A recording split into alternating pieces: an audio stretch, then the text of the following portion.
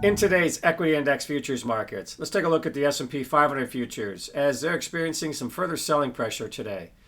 S&P 500 futures trading lower for a third consecutive session now, and today we're looking at the futures market down over 2% currently, priced at 56.25, which is just off the intraday lows as the markets continue to realize heavy selling pressure here throughout the second half of this week. Now, earlier in the week, we did see some higher levels, and we traded up to a 2.5-week high before giving up some ground here over the last three sessions. Driving factors, it's a culmination of a lot of things throughout the week. Number one, inflation expectations. PCE data this morning coming in a little bit higher than anticipated. There's still concerns about inflation moving forward.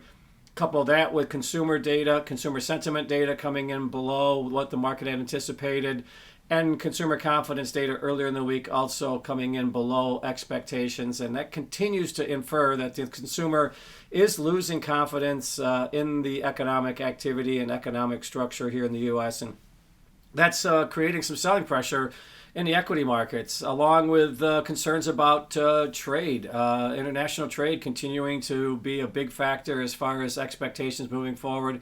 And those are the three primary factors, I think, as to why we're seeing this selling pressure persist, for the second half of this week. And now moving us back down towards the recent lows, which also correspond with the lowest levels since last September.